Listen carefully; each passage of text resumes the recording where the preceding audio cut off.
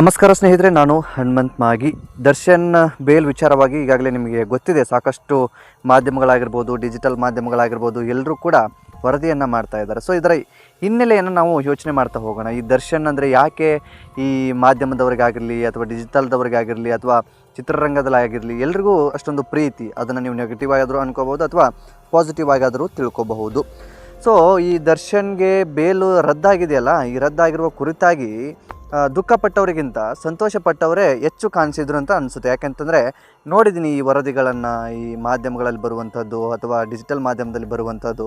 So ಎಲ್ಲವನ್ನೂ ಕೂಡ ಗಮನಿಸಿದಾಗ ನನಗೆ ಈ ದರ್ಶನ್ ಯಾಕೆ ಇಷ್ಟೊಂದು ಟಾರ್ಗೆಟ್ ಮಾಡಿದರು? ಪಾಪ ಆ ವ್ಯಕ್ತಿ ಮಾಡಿರ್ತಕ್ಕಂಥ ಒಳ್ಳೆ ಕೆಲಸಗಳೆಲ್ಲವೂ ಕೂಡ ಮುಚ್ಚಿ ಹೋದು. ಮಾಡಿರುವಂತಹ ಒಂದೇ ಒಂದು ಆರೋಪ ಏನಿದೆಯಲ್ಲ, ಈ ಕೊಲೆ ಆರೋಪದಲ್ಲಿ ಆ ವ್ಯಕ್ತಿ ಹೊರಗಡೆ ಬೇಲ್ ತೊಗೊಂಡು ಹೊರಗಡೆ ಇದ್ದರೂ ಕೂಡ ಆ ಒಂದು ವ್ಯಕ್ತಿಯ ಬಗ್ಗೆ ನೀವು ಸಾಕಷ್ಟು ವಿಚಾರಗಳನ್ನು ಕೂಡ ಗಮನಿಸಿದ್ರಿ ಅಂತ ಅಂದ್ಕೊಳ್ತೀನಿ.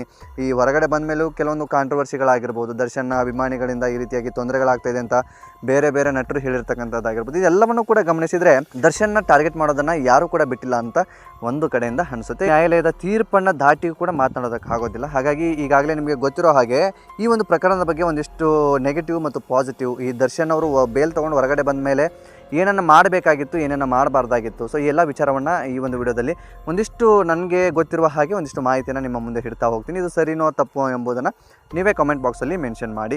ಸೊ ಈಗ ನೇರವಾಗಿ ವಿಷಯಕ್ಕೆ ಬರೋಣ. ಕಳೆದ ಡಿಸೆಂಬರ್ 2024ರಲ್ಲಿ ಹೈಕೋರ್ಟ್ ನಟ ದರ್ಶನ್ ಸೇರಿದಂತೆ ಎಲ್ಲ ಆರೋಪಿಗಳಿಗೂ ಕೂಡ ಜಾಮೀನನ್ನು ನೀಡಿತ್ತು. ಈ ವೇಳೆ ಸರ್ಕಾರ ಜಾಮೀನು ಪ್ರಶ್ನಿಸಿ ಸುಪ್ರೀಂ ಕೋರ್ಟ್ಗೆ ಜಾಮೀನು ರದ್ದುಗೊಳಿಸುವಂತೆ ಅರ್ಜಿ ಕೂಡ ಸಲ್ಲಿಸಿತ್ತು. ಇನ್ನು ನಿನ್ನೆ ಅಷ್ಟೇ ಪ್ರಕರಣದ ವಿಚಾರವಾಗಿ ನಡೆದಿರ್ತಕ್ಕಂಥ ಸುಪ್ರೀಂ ಕೋರ್ಟ್ ಮಹತ್ವದ ಒಂದು ತೀರ್ಪನ್ನು ಕೂಡ ನೀಡಿದೆ. ನ್ಯಾಯಮೂರ್ತಿ ಆರ್ ಮಹದೇವ್ ತೀರ್ಪನ್ನು ಓದಿ ಹೈಕೋರ್ಟ್ ಆದೇಶದಲ್ಲಿ ದೋಷವಿದೆ, ತಾಂತ್ರಿಕ ಕಾರಣಗಳಿಂದ ಜಾಮೀನು ನೀಡಿದ್ದಾರೆ ಎಂದು ಈ ಜಾಮೀನನ್ನು ಕೂಡ ರದ್ದುಗೊಳಿಸಿರ್ತಕ್ಕಂಥದ್ದು. ಕಳೆದ ವಿಚಾರಣೆಯ ವೇಳೆ ನಟ ದರ್ಶನ್ ಪರ ವಕೀಲರು ಹಾಗೂ ಸರ್ಕಾರದ ಪರ ವಕೀಲರು ಸುದೀರ್ಘವಾಗಿ ವಾದವನ್ನು ಕೂಡ ಮಂಡನೆ ಮಾಡಿದರು. ಇನ್ನು ರೇಣುಕಾಸ್ವಾಮಿ ಮೇಲೆ ಹಲ್ಲೆ ಮಾಡುವಾಗ ದರ್ಶನ್ ಸ್ಥಳದಲ್ಲೇ ಇದ್ದಿದ್ದು, ರೇಣುಕಾಸ್ವಾಮಿ ಹಲ್ಲೆ ಮಾಡಿರುವ ವಿಡಿಯೋ ಮಾಡಿದ್ದು ಹಾಗೂ ಬಟ್ಟೆಯ ಮೇಲೆ ರಕ್ತದ ಕಲೆಗಳು ಸೇರಿದಂತೆ ಎಲ್ಲ ಸಾಕ್ಷಿಗಳನ್ನು ಸರ್ಕಾರದ ಪರ ವಕೀಲರು ಸುಪ್ರೀಂ ಕೋರ್ಟ್ ನ್ಯಾಯಾಧೀಶರ ಮುಂದೆ ಸಂಪೂರ್ಣವಾಗಿ ವಿವರಿಸಿದ್ದರು. ಸೊ ಈ ರೀತಿಯಾದಂಥ ಒಂದು ಸ್ಟ್ರಾಂಗ್ ಎವಿಡೆನ್ಸು ಕೋರ್ಟ್ಗೆ ಸರ್ಕಾರದ ಪರ ವಕೀಲರು ನೀಡಿರೋದ್ರಿಂದಾಗಿ ದರ್ಶನ್ ಅವರಿಗೆ ಈಗ ಎಲ್ಲಿಯೂ ಕೂಡ ಅಲ್ಲಾಡೋದಕ್ಕೆ ಆಗದೇ ಇರುವಂಥ ಪರಿಸ್ಥಿತಿ ಬಂದಿದೆ ಅಂತಲೇ ಹೇಳ್ಬೋದು. ಈಗ ನಾನು ಕೆಲವೊಂದು ವಿಷಯಗಳನ್ನ ಹೇಳಿದ್ನಲ್ಲ, ಬಟ್ಟೆದಾಗಿರ್ಬೋದು, ರಕ್ತದ್ದಾಗಿರ್ಬೋದು, ಸೊ ವಿಡಿಯೋಗಳನ್ನು ಮಾಡಿರ್ತಕ್ಕಂಥದ್ದಾಗಿರ್ಬೋದು. ಸೊ ಈ ಎಲ್ಲವೂ ಕೂಡ ಎವಿಡೆನ್ಸ್ ಸಿಕ್ಕಿರೋ ಕಾರಣದಿಂದಾಗಿ ದರ್ಶನ್ ಅವರು ಲಾಕ್ ಆಗಿರ್ತಕ್ಕಂಥದ್ದು. ಕೋರ್ಟ್ನಲ್ಲಿ ವಾದ ಮತ್ತು ಪ್ರತಿವಾದವನ್ನು ಆಲಿಸಿರ್ತಕ್ಕಂಥ ನ್ಯಾಯಮೂರ್ತಿ JB ಪರ್ದಿವಾಲಾ ಆಗಿರ್ಬೋದು ಹಾಗೂ ನ್ಯಾಯಮೂರ್ತಿ ಆರ್ ಮಹದೇವನ್ ಅವರು ದರ್ಶನ್ ಪವಿತ್ರ ಗೌಡ ಸೇರಿದಂತೆ ಒಟ್ಟು 7 ಆರೋಪಿಗಳಿಗೆ ಜಾಮೀನನ್ನು ರದ್ದುಗೊಳಿಸಿದ್ದಾರೆ. ಸುಪ್ರೀಂ ಕೋರ್ಟ್ ಮಹತ್ವದ ತೀರ್ಪು ಪ್ರಕಟಿಸಿದೆ. ಈ ಹಿನ್ನೆಲೆಯಲ್ಲಿ ನಟ ದರ್ಶನ್ ಮತ್ತೆ ಪರಪ್ಪನ ಅಗ್ರಹಾರ ಜೈಲೇ ಫಿಕ್ಸ್ ಆಗಿರುವಂತಹದ್ದು. ದರ್ಶನ್ ಅವರ ಬೇಲ್ ವಿಚಾರವಾಗಿ ಬೇಲ್ ಕ್ಯಾನ್ಸಲ್ ಆಗಿದೆ ಎಂದು ವಿಚಾರ ಗೊತ್ತಾದ ತಕ್ಷಣ ಇಂಥವ್ರಿಗೂ ಕೂಡ ಅಭಿಮಾನಿಗಳಿಗಂತೂ ತುಂಬ ಶಾಕ್ ಆಗಿತ್ತು ಅಂತಲೇ ಹೇಳ್ಬೋದು. ಯಾಕೆಂದರೆ ಅಭಿಮಾನಿಗಳು ಯಾವುದೋ ಒಂದು ಆಧಾರದ ಮೇಲೆ ನಮ್ಮ ಹೀರೋ ಆಗಿರ್ತಕ್ಕಂಥವ್ರು, ನಮ್ಮ ನೆಚ್ಚಿನ ನಟ ಆಗಿರ್ತಕ್ಕಂಥವ್ರು ಹೊರಗಡೆ ಬಂದಿದ್ದಾರೆ, ಇನ್ನಾದರೂ ಅವರ ಒಂದು ಬದುಕು ಚೆನ್ನಾಗಿರಲಿ, ಇನ್ನು ಅವರ ಒಂದು ಮುಂದೆ ಇರುವಂಥ ಪ್ರಾಜೆಕ್ಟ್ಗಳು ಚೆನ್ನಾಗಿ ನಡೀಲಿ. ಇನ್ನು ಇವತ್ತು ಆಗಸ್ಟ್ 15ಕ್ಕೆ ಅವರ ಒಂದು ಸಾಂಗ್ ಕೂಡ ರಿಲೀಸ್ ಆಗಬೇಕಿತ್ತು, ಇದ್ರೆ ನೆಮ್ಮದಿ ಆಗಿರಬೇಕು ಅನ್ನೋದು. ಸೊ ಇವತ್ತು ದರ್ಶನ್ ಅವರೇ ನೆಮ್ಮದಿಯನ್ನು ಕಳೆದುಕೊಂಡು ಜೈಲಿನ ವಾಸವನ್ನು, ಜೈಲು ತಟ್ಟೆಯನ್ನು ಹಿಡಿದುಕೊಂಡು ಊಟ ಮಾಡುವಂತಹ ಪರಿಸ್ಥಿತಿ ಬಂದಿರತಕ್ಕಂಥದ್ದು. ಸೊ ಇಂತಹ ಪರಿಸ್ಥಿತಿ ಯಾರಿಗೂ ಕೂಡ ಬರೋದು ಬೇಡ.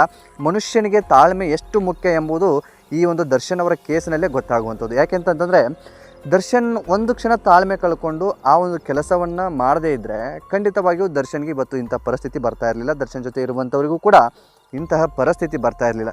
ಮನುಷ್ಯನಿಗೆ ತುಂಬ ತಾಳ್ಮೆ ತುಂಬ ಮುಖ್ಯ ಆಗುತ್ತೆ. ಒಂದು ಕ್ಷಣ ನಾವು ಎಷ್ಟೇ ಒಳ್ಳೆಯ ಕೆಲಸವನ್ನು ಮಾಡಿದ್ವಿ ಅಂದರೂ ಕೂಡ ಒಂದು ಕ್ಷಣ ನಾವು ದುಡುಕ್ತೀವಲ್ಲ, ಆ ದುಡುಕೋ ಒಂದು ಸಮಸ್ಯೆಯಿಂದ, ದುಡುಕಿದ ಒಂದು ತಪ್ಪಿನಿಂದ ಜೀವನ ಪೂರ್ತಿ ನರಕವನ್ನು ಅನುಭವಿಸುವುದಕ್ಕೆ ಖಂಡಿತವಾಗಿ ನಾವೇ ದಾರಿ ಮಾಡಿಕೊಂಡ ಹಾಗೆ ಆಗುತ್ತೆ. ಇವತ್ತು ದರ್ಶನ್ ಕೂಡ ಮಾಡಿಕೊಂಡಿದ್ದು ಕೂಡ ಅದೇ ಅಂತಲೇ ಹೇಳ್ಬೋದು.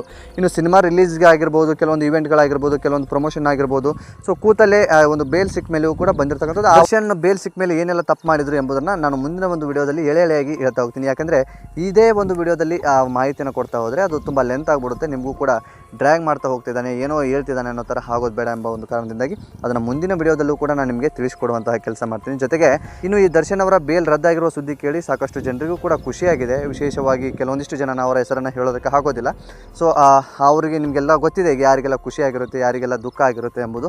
ಸೊ ಅದ್ರ ಬಗ್ಗೆ ಜಾಸ್ತಿ ಹೊತ್ತು ಮಾತನಾಡೋಕ್ಕೆ ಹೋಗೋದಿಲ್ಲ. ಆದರೆ ಹೈಕೋರ್ಟ್ ನೀಡಿರುವಂತಹ ತೀರ್ಪನ್ನು ಈಗಾಗಲೇ ಸುಪ್ರೀಂ ಕೋರ್ಟ್ ಕೂಡ ಆ ಒಂದು ತೀರ್ಪನ್ನು ರದ್ದುಗೊಳಿಸಿ ಅವರಿಗೆ ನೀಡತಕ್ಕಂಥ ಜಾಮೀನನ್ನು ರದ್ದುಗೊಳಿಸಿ ಮತ್ತು ಆ ವ್ಯಕ್ತಿಗಳನ್ನು 7 ಜನ ಒಟ್ಟಾರೆ ಈ ರೇಣುಕಾಸ್ವಾಮಿ ಕೊಲೆ ಪ್ರಕರಣಕ್ಕೆ ಸಂಬಂಧಪಟ್ಟ ಹಾಗೆ ಒಟ್ಟು 7 ಜನರನ್ನು ಮತ್ತೆ ಈ ಜಾಮೀನನ್ನು ರದ್ದು ಮಾಡಿ ಮತ್ತು 7 ಜನರನ್ನು ಕೂಡ ಜೈಲಿಗೆ ಅಟ್ಟುವಂತಹ ಕೆಲಸವನ್ನು ಮಾಡಿರ್ತಕ್ಕಂಥದ್ದು. ಸೊ ಈ ಒಂದು ಬೆಳವಣಿಗೆ ಆಗಬಾರ್ದಾಗಿತ್ತು, ಆದರೂ ಕೂಡ ಆಗಿದೆ. ಸೊ ಆದರೆ ಅದೇ ಒಂದು ಸಣ್ಣ ತಪ್ಪು ಅಂತ ನಾನು ಏನು ಹೇಳಿದ್ನಲ್ಲ, ತಾಳ್ಮೆ ಅನ್ನೋದು ಇರಬೇಕಾಗುತ್ತೆ ಮನುಷ್ಯನಲ್ಲಿ. ತಾಳ್ಮೆ ಕಳೆದುಕೊಂಡಾಗ ಇಂತಹ ಶಿಕ್ಷೆಗೆ ಗುರಿ ಆಗಬೇಕಂತ ಸಂದರ್ಭ ಬರುತ್ತೆ. ಅದು ದರ್ಶನ್ ಅವರು ಕೂಡ ಮಾಡಿದ್ದು ಅದನ್ನೇ ಅಂತಲೇ ಹೇಳ್ಬೋದು. ಸೊ ಈ ಒಂದು ಬೆಳವಣಿಗೆಯ ಬಗ್ಗೆ ನಿಮಗೇನು ಅನಿಸುತ್ತೆ ಕಮೆಂಟ್ ಬಾಕ್ಸಲ್ಲಿ ಮೆನ್ಷನ್ ಮಾಡಿ. ತಪ್ಪದೇ ಈ ಒಂದು ವಿಡಿಯೋನ ಶೇರ್ ಮಾಡಿ. ನೀವೇನಾದರೂ ಮೊದಲ ಸಲ ನಮ್ಮ ಚಾನಲ್ ನೋಡ್ತಿದ್ರೆ ಈ ಕೂಡಲೇ ಸಬ್ಸ್ಕ್ರೈಬ್ ಮಾಡಿ, ಗಂಟೆ ಬಟನ್ ಕೂಡ ಕ್ಲಿಕ್ ಮಾಡಿಕೊಳ್ಳಿ ಸ್ನೇಹಿತರೆ. ಮತ್ತು ಮುಂದಿನ ವಿಡಿಯೋದಲ್ಲಿ ಸಿಗೋಣ. ನಮಸ್ಕಾರ.